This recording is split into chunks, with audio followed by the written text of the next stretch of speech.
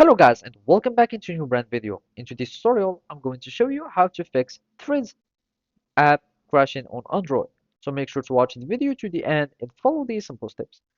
So simply, all you will be needing to do is to try many fixes that might solve your problem.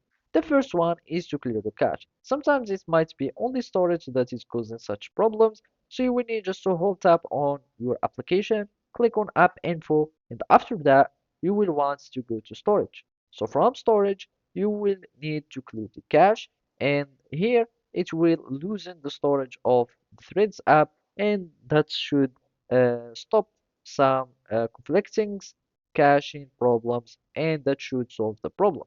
Otherwise, if the problem still persists, make sure that there is no update on the Threads app, so it is not a problem from the company or the releasing company. And if there is an update, you will be able to find it in the Play Store. You can search for uh, the application, which is Threads.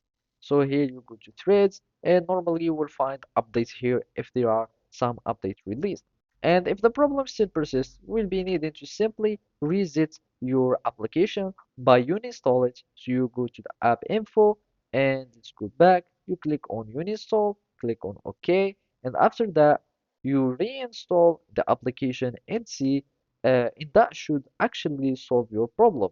And that means that there was only some conflicts within the app in the what was causing the problem. Otherwise, it might be some permission stuff. Maybe you are trying to access something that it is not uh, permissible to the application. So you might go to the advanced, see all the other permissions, and see if it has all the permissions on, and that's it. So thank you for watching and see you next time.